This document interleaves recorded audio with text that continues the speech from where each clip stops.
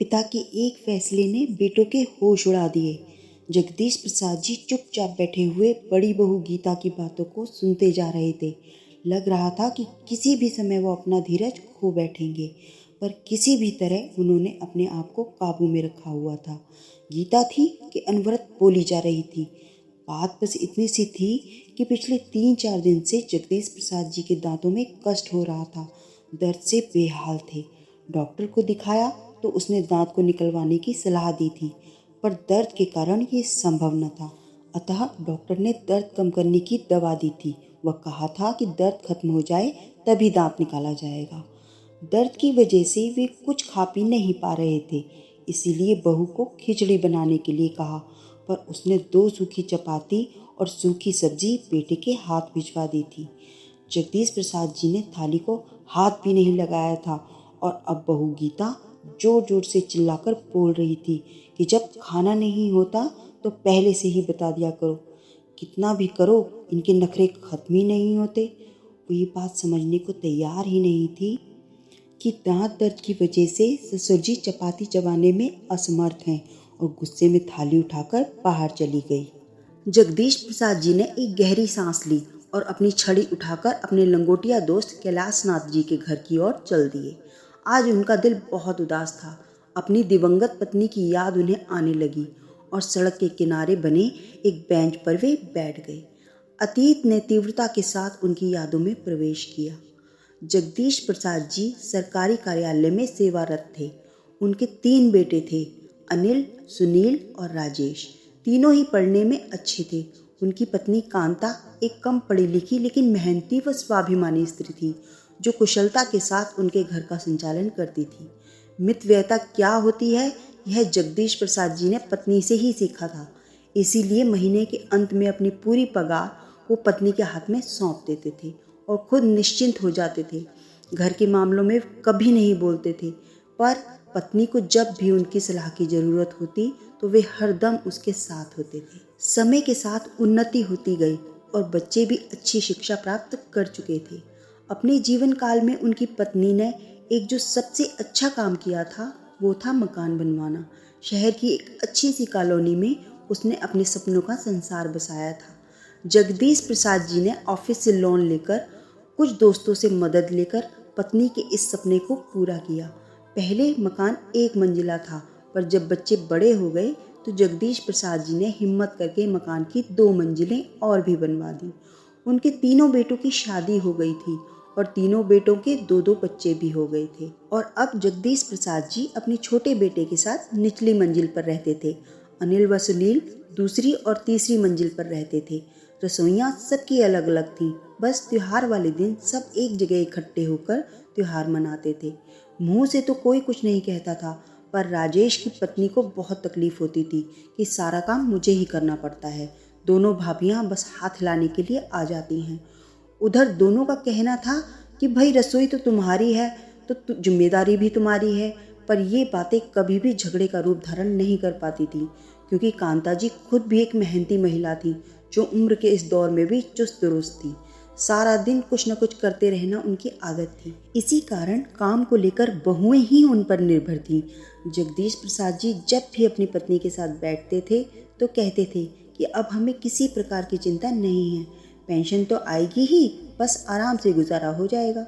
जवानी में जो सपने मैं तुम्हारे पूरे नहीं कर पाया वो अब करूँगा। और पत्नी हल्के से मुस्कुराकर अपनी सहमति प्रकट कर देती थी। पर जगदीश प्रसाद जी का ये सपना कभी पूरा नहीं हो पाया और एक दिन पत्नी उन्हें अचानक छोड़कर हमेशा के लिए चली गई। जगदीश प्रसाद जी की तो जैसे दुनिया ही उजड़ गई, पर होने को कौन टाल सकता था। जिस पत्नी ने इतने यत्न से मकान की नींव बनाई थी, उसमें अब दरारें पड़नी शुरू हो गई थी। हालात इतने बदल गए थे कि त्योहार के समय एक दूसरे को बधाई देने में भी सबको कष्ट होने लगा था। सब अपनी अपनी गृहस्थी में मस्त हो गए थे। एक अकेले जगदीश प्रसाद जी ही रह गए थे जो सब कुछ समझ रहे थे, पर उम्र के इस दौर में अपने आप को असहाय महसूस करने लगे थे। 2 दिन पहले ही वो जब अचानक घर में घुसे तो उन्हें बेटों व बहुओं की आवाज़ सुनाई दी। कुतूहलवश वे चुपचाप खड़े हो गए और उनके दुख का ठिकाना न रहा जब उन्होंने सुना कि तीनों बेटों ने उन्हें 2-2 महीने के लिए बांट लिया है। छोटी बहू को शिकायत थी कि जब मकान में सबका बराबर का हिस्सा है तो पिताजी की सेवा में भी सबका बराबर का हिस्सा होना चाहिए। मैं भी थोड़ा आज़ाद रहना चाहती हूँ, जो पिताजी के कारण संभव नहीं हो पा रहा। तकलीफ तो सबको हो रही थी, पर कोई चारा न था। और अब जगदीश प्रसाद जी 3 हिस्सों में बट गए थे। जिंदगी यूं ही चलती जा रही थी। 2 महीने कभी एक बेटे के पास, फिर दूसरे और फिर तीसरे के पास। मुसीबत तो तब आती थी जब कभी महीने के अंत में यदि उनकी तबीयत खराब हो जाती तो इलाज यह सोचकर नहीं करवाया जाता था कि अब 2-4 दिन के बाद दूसरे बेटे के पास तो जाना ही है, तो वो ही इलाज करा देगा। आज जगदीश प्रसाद जी के सब्र का बांध टूट गया था। 2 दिन पहले ही उन्होंने दांत निकलवाया था। उनका दिल कुछ मीठा, कुछ गर्म, कुछ नरम खाने को हो रहा था। उन्होंने अपनी मंझली बहू को हलवा बनाने के लिए कहा और अलका का जवाब था कि मैं भी खाली नहीं हूँ, आपको और कुछ तो सूझता नहीं है, इस उम्र में भी खाने की पड़ी है। 2 दिन बाद छोटी बहू के पास जाएंगे तो वहीं खा लेना, मैं किटी पार्टी के लिए लेट हो रही हूँ। और जगदीश प्रसाद जी के सब्र का पैमाना छलक गया। आज तक वो अपने बेटे बहुओं की सब जातियाँ बर्दाश्त कर रहे थे, पर आज तो हद हो गई। आंखें आंसुओं से भर गईं। वे कैलाश जी के घर चल पड़े। कैलाश जी उनके बचपन के मित्र थे। शिक्षा प्राप्ति से लेकर सेवानिवृत्ति तक दोनों साथ ही रहे। कैलाश जी थोड़े व्यवहारिक बुद्धि वाले व्यक्ति थे। वे दिल से नहीं, दिमाग से सोचते थे। उन्होंने अपने दोस्त को कई बार समझाया था कि थोड़ा रौब रखा करो, किस बात की कमी है तुम्हें, मकान अभी तुम्हारे नाम है। बेटे बहू जब भी सिर पर बैठने की कोशिश करें तो धमकी दे दिया करो कि किसी को भी उसका हिस्सा नहीं दूंगा। पर जगदीश प्रसाद जी को ये बात नामंजूर थी। उनका कहना था कि जब मकान बनवाया ही बच्चों के लिए है तो ऐसा सोचना किस लिए। लेकिन आज उन्हें लग रहा था कि अब कुछ करने का समय आ ही गया है। कैलाश नाथ जी से सलाह मशवरा करके जगदीश प्रसाद जी घर आकर पत्नी की तस्वीर के सामने आकर खड़े हो गए, जैसे मन ही मन उनसे विचार विमर्श कर रहे हों। एक दृढ़ निश्चय उनके चेहरे पर आया और वो भूखे पेट ही सो गए। किसी ने भी खाने के लिए नहीं पूछा। उन्हें पता था कि उनके तीनों बेटे पत्नियों के साथ गर्मियों की छुट्टियों में बाहर जा रहे हैं। किसी को भी यह ख्याल नहीं था कि पिताजी क्या खाएंगे, कैसे रहेंगे। जगदीश प्रसाद जी ने भी कुछ नहीं कहा।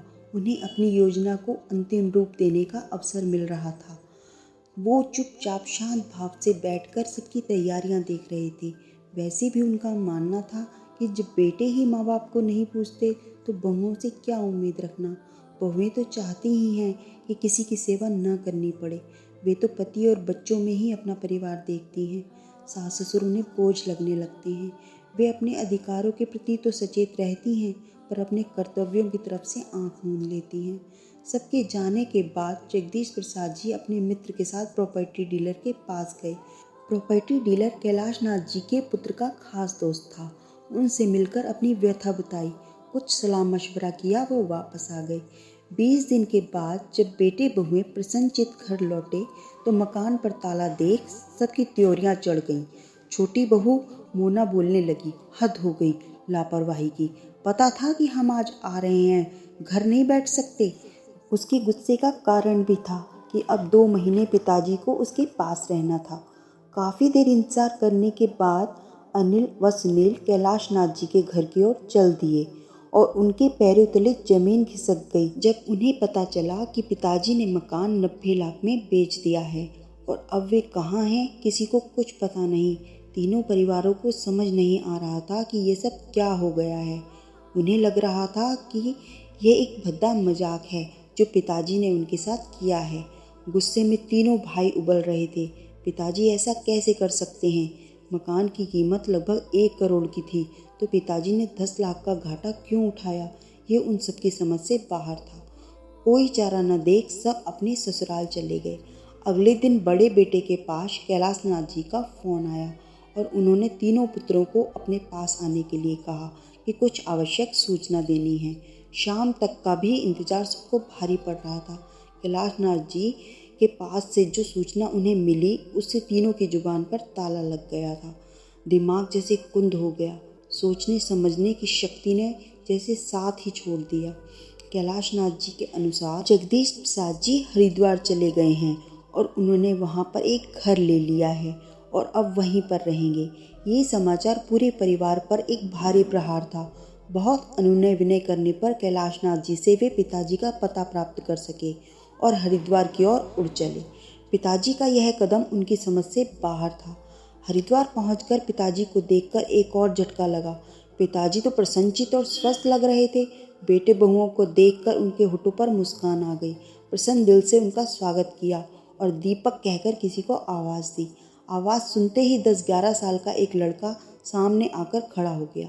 सबने कौतूहल से उसे देखा। जगदीश प्रसाद जी ने सबकी नज़रों को नज़रअंदाज किया और दीपक को 6 प्लेट गरम हलवा लाने के लिए कहा। इसी बीच जगदीश प्रसाद जी सबसे बच्चों की कुशलता के बारे में जानते रहे। बेटे एक दूसरे की तरफ देख रहे थे कि कौन पहल करे, पर किसी की हिम्मत नहीं हो पा रही थी कुछ पूछने की। इतने में दीपक एक ट्रे में 6 प्लेट लेकर आ गया और सबको एक प्लेट पकड़ा दी। किसी ने भी प्लेट को हाथ नहीं लगाया। किसी को बोलते न देख जगदीश प्रसाद जी ने कमान अपने हाथ में ले ली और बोलने लगे, तुम सबको हैरानी हो रही होगी और गुस्सा भी आ रहा होगा कि पिताजी को ये क्या सनक सवार हो गई, लेकिन कारण भी तुम लोग ही हो। मैंने और तुम्हारी माँ ने तुम लोगों को कभी भी किसी भी प्रकार की कमी नहीं आने दी। तुम्हारी माँ ने मेरी एक अकेली तनख्वाह से कितनी कुशलता से घर को चलाया है, ये मुझे तुम सबको बताने की ज़रूरत नहीं है। और आज मुझे ये कहने में कोई भी शर्म नहीं है कि उसने अकेले तुम सभी को अपने प्यार से बांध रखा था, पर तुम 6 लोगों ने अपने एक बाप को ही किश्तों में बांट लिया। पर चलो कोई बात नहीं, कम से कम 2 वक्त की रोटी तो शांति से दे सकते थे, पर वो भी नहीं हो पाया। पार्लर और किटी पार्टी में जाने के लिए सभी के पास वक्त था, पर मेरी 2 रोटियां सबको भारी पड़ रही थी। तुम सभी को अच्छी तरह से मालूम था कि जिसके पास भी मैं रहता था अपनी पेंशन वहीं खर्च करता था, लेकिन मेरी दवाई के लिए किसी के पास पैसे नहीं होते थे। तुम सबको अपने अधिकार पता थे, पर इस बूढ़े के प्रति तुम्हारे कुछ कर्तव्य भी हैं, ये तुम में से किसी को भी याद नहीं रहा। और फिर जब मेरे बेटे ही ऐसे हैं तो बहुओं से मैं क्या उम्मीद रखूं। कहते कहते जगदीश प्रसाद जी का गला रुंध गया। तीनों बेटे बहुएं नज़रें झुकाकर बैठे रहे। जगदीश प्रसाद जी ने दोबारा बोलना शुरू किया, मेरा ये फैसला तुम्हें पसंद नहीं आएगा, ये मैं जानता हूँ, पर इसके लिए जिम्मेदार भी तुम लोग हो। तुम्हें पता चल गया होगा कि मैंने मकान बेच दिया है, 10 लाख के घाटे में बेचा है, पर मुझे इसका कोई मलाल नहीं है। 5-5 लाख मैंने अपने पोते पोतियों के नाम से फिक्स डिपॉजिट करा दिए हैं, जो उनके बड़े होने पर ही उन्हें मिलेंगे। मैंने ये घर खरीद लिया है, 2 कमरे, किचन, बाथरूम, टॉयलेट, सभी सुविधाएं हैं। उनमें जो कमी थी वो मैंने जुटा ली है। मैंने इसके लिए आश्रम को 15 लाख दे दिए हैं। मेरे मरने के बाद यह घर आश्रम की संपत्ति हो जाएगा। अभी अभी जिस लड़के को तुमने देखा है वो एक अनाथ लड़का है जो अब मेरे साथ रहता है। मैंने एक स्कूल में उसका नाम लिखवा दिया है, पढ़ता भी है और मेरी सेवा भी करता है। 2 लाख मैंने इसके नाम से भी जमा करा दिए हैं। बाकी जो बचा, कितना बचा उसका हिसाब तुम लगा लो।